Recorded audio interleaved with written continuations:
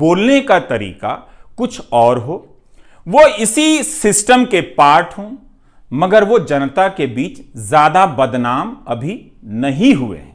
तो ऐसे लोगों के हाथ में ये कमान सौंपी जाएगी और गोदी मीडिया पार्ट 2 लॉन्च होगा। इसलिए बताना चाहता हूं कि दुनिया में भारत की क्या स्थिति है, इसके नाम पर एक तरह से आपको चांद दिखाकर आपसे निवाला छीन लिया जाएगा। इसलिए गोदी मीडिया पार्ट 2 के खेल को ध्यान से आपको समझना है। इसमें आ रहे सेठों के धंधों पर नजर रखिए, उन धंधों को समझिए कि क्या है, कैसे मिला है और उन धंधों को लेकर किस तरह की बातें हुई हैं। ये जो गोदी सेठ हैं बाकी सेठों से बहुत अलग होते हैं। बाकी सेठ भी जानते हैं कि 2-4 गोदी सेठ हैं, उनकी ताकत बहुत बड़ी है, वो जो चाहें कर सकते हैं, हर चीज खरीद सकते हैं। उनसे बचकर या उनकी छोड़ी हुई जगहों पर अपना धंधा चुपचाप कर रहे हैं, बोल नहीं पाते हैं। पहले से अच्छा और सस्ता देने के नाम पर आपको ठगा जा रहा है। यह वीडियो लंबा होने जा रहा है, इसलिए गुजारिश है कि आप सुनने का तरीका अब बदल लीजिए, ठहर कर सुनिए और क्या कहा गया है उसे बार बार सोचिए, बार बार इस वीडियो को देखिए। तो इसी संदर्भ में आपको एक किस्सा बताना चाहता हूं। यह किस्सा है जर्मनी का। हिटलर को आइडिया आया कि 50 में से केवल एक ही जर्मन के पास कार है। तो वो आइडिया लेकर आता है कि सभी जर्मन के पास एक कार होनी चाहिए। आप खेल देखिए, किसी की जरूरत में कार शामिल नहीं है, मगर वो सपना बेचता है सबको कार के लिए और सबको लगता है कि हां, हमारे पास कार नहीं थी, हम तो अभी तक गर्व कर ही नहीं पा रहे थे, जब कार आ जाएगी तब हम गर्व करेंगे। तो इस किस्से को आपको खास संदर्भ के लिए बताना चाहता हूं। इन दिनों आप देखेंगे कि कार की जगह मुफ्त में मोबाइल डेटा बांटा जाता है और कई चीजें बांटी जाती हैं, जिससे आपको फायदा भी होता है। लेकिन सोचिए कि एक सस्ती चीज देकर बाकी कितनी चीजें, बेशकीमती चीजें आपसे ली जा रही हैं। इसका हिसाब करेंगे तब आपको खेल समझ आने लगेगा। तो मई 1937 में नाजी पार्टी की मजदूर इकाई एक कोऑपरेटिव बनाती है, फोक्सवैगन के नाम से फर्डिनेंड पोर्श को ले आती है, जो अमीरों की कार तब बनाया करते थे। बहुत ऑटोमोबाइल इंजीनियर थे उस समय के, बहुत ही लोकप्रिय ऑटोमोबाइल इंजीनियर थे फर्डिनेंड पोर्श। अब वो गरीबों के लिए, आम लोगों के लिए सस्ती कार की डिजाइन करने लग जाते हैं। हिटलर के दोस्त माने जाते थे, इसलिए आज के हिसाब से उन्हें तब का गोदी सेठ कहा जा सकता है, बिल्कुल कहा जा सकता है फर्डिनेंड पोर्श को। तो वो एक कार डिजाइन करता है और उसी वक्त दिसंबर 1938 में यहूदियों के लिए कार चलाने पर रोक लगा दी जाती है।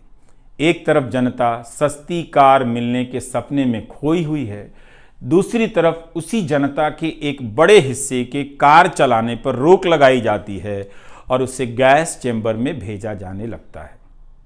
अब आप समझ रहे हैं, कुछ कुछ सोचिएगा। तो इसलिए कहा जाता है, जो लोग कहते हैं कि तकनीकी सभी के लिए समान अवसर लेकर आती है, यह बात पूरी तरह से ठीक नहीं है। अंतिम और सबसे बड़ा फायदा किसे होता है, ये हम इतनी आसानी से नहीं समझ सकते हैं। एक किस्सा और है, सभी कार खरीद सकें, इसलिए उस समय हिटलर की पार्टी ने एक बचत योजना बनाई जिसमें 3 लाख से अधिक लोगों ने अपनी पूंजी लगा दी। लेकिन तब तक द्वितीय विश्व युद्ध शुरू हो गया और हंगामा मच गया कि देश के लिए कुछ करना है, और वो कंपनी जो है वो कार की जगह सैनिक साजो सामान बनाने लग जाती है। 3 लाख लोगों को कार नहीं मिलती है, उनकी पूंजी डूब जाती है। उस कंपनी में एक कामगार था जिसने बाद में अपना एक अनुभव बताया। 15,000 लोग बंधुआ मजदूरी करते थे। 350 लोग इसलिए मर गए कि उनके इलाज की कोई व्यवस्था नहीं की गई, यानी इंसान की वहां कोई कीमत नहीं थी। तो उस व्यक्ति ने क्या कहा, उसने कहा कि उसे कारखाने में ही समझ में आया कि वह एक गुलाम है। उस प्लांट में काम करते हुए उसने महसूस किया कि वह केवल एक सामान है, वस्तु है, व्यक्ति नहीं है, जो केवल काम और काम कर सकता है किसी के इशारे पर। इसी समय गुलाम भारत के सेठ क्या कर रहे थे, उस इतिहास में जाएंगे तो आप सेठों पर गर्व करेंगे। बल्कि आज भी भारत के लाखों व्यापारी आज़ादी के आंदोलन में उस समय के सेठों की भूमिका पर गर्व करते हैं। ऐसी विरासत देकर गए हैं वो। हम सभी को करना चाहिए। हम केवल चंद बड़े सेठों के नाम जानते हैं जो मैं बताऊंगा, लेकिन उस वक्त देश भर के अनगिनत सेठों ने, कारोबारियों ने अपना बिजनेस दांव पर लगा दिया कि भारत आज़ाद हो, लोकतंत्र कायम हो। जमनालाल बजाज, वाडीलाल लल्लू भाई मेहता, सैमुअल एरन, लाला शंकर लाल भी सेठ ही थे। ब्रिटिश हुकूमत से लोहा ले लिया, सीधे कांग्रेस में शामिल हो गए, जो उस वक्त आज़ादी के आंदोलन का नेतृत्व कर रही थी। जीडी बिरला, अंबालाल साराभाई, वाईचंद, हीराचंद जैसे सेठ कांग्रेस में शामिल नहीं हुए, ऐसे भी लोग थे, मगर बाहर से आंदोलन का समर्थन करते रहे। इनमें से कोई भी सामान्य सेठ नहीं था। हमारे हीरो हैं ये लोग, हमारी आज़ादी की लड़ाई की विरासत हैं। इन्हें भी छापा पड़ने और बिजनेस डूब जाने का डर रहा होगा, मगर ये उस डर से उस वक्त बाहर आ गए। इन सब सेठों के योगदान को आप ध्यान से देखिए, पता चलेगा कि कईयों ने अपनी दुकान जलाकर आज़ादी के आंदोलन को सींचा है। आज भी ऐसे कई सेठ हैं जो भारत को इन्हीं सपनों के साथ देखना चाहते हैं, आज भी, मगर वे डर गए हैं, डरा दिए गए हैं, इसलिए अब नहीं बोलते हैं। आपको याद है एक बार राहुल बजाज ने अमित शाह से एक सवाल पूछ लिया, कितना हंगामा मच गया था, बड़ी खबर बन गई थी, क्योंकि अब पब्लिक में आपके सेठ सरकार से सवाल नहीं करते हैं। एक समय था जब काफी बोला करते थे, इसलिए मुझे लगा कि सेठ के नाम संदेश जारी करना जरूरी है। तो आजादी के समय के सेठ बिजनेस तो कर रहे थे, मगर यह भी देख रहे थे कि जनता के साथ अन्याय हो रहा है। उन्होंने आजादी की लड़ाई में हाथ और धन दोनों बटा दिए। बेंगलुरु के हाजी उस्मान सेठ ने तो अपनी सारी पूंजी गांधी के आंदोलन को दे दी, आयात किया हुआ सारा सामान जला दिया। बाद में हाजी उस्मान की मौत किराए के मकान में हुई, लेकिन जब उनकी मैयत निकली तो इतने लोग शामिल हुए कि 5 किलोमीटर की लाइन बन गई। यह था सेठों के प्रति सम्मान, उनका आदर और उनका योगदान। तो जिस समय हिटलर की जर्मनी में सेठ उसके साथ मिलकर अपनी ही जनता को जला रहे थे, भारत में, गांधी के भारत में सेठ अपना बिजनेस जलाकर लोगों के अंधेरे घरों में दिया जला रहे थे। है ना उनका शानदार इतिहास। मीडिया को सेठ ही चलाते हैं। हर दौर में सेठ, मीडिया और सरकार की भूमिका और रिश्ते बदलते हैं। हर समय नई नजर से इन तीनों को देखने की जरूरत है।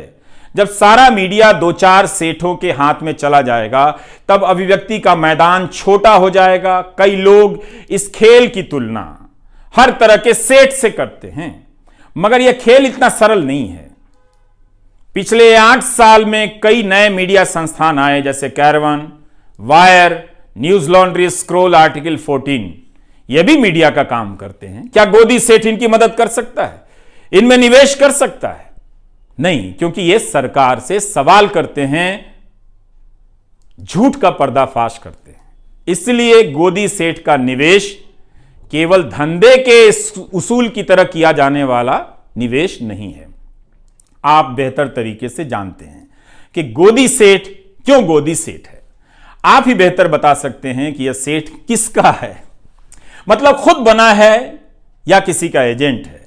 गोदी सेठ के पास दौलत बहुत है, ताकत बहुत है, बहुत ताकत है, मगर याद रखना चाहिए सभी को, गोदी सेठ को भी, कि यह भारत है।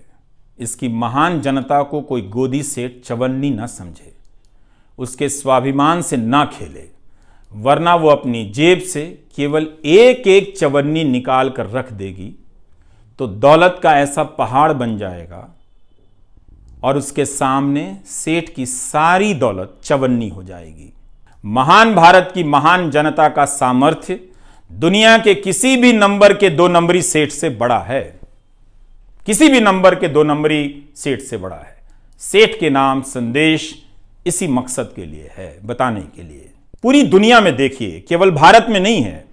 सेठ लोग क्या कर रहे हैं? 2-4 ही सेठ होते हैं हर देश में।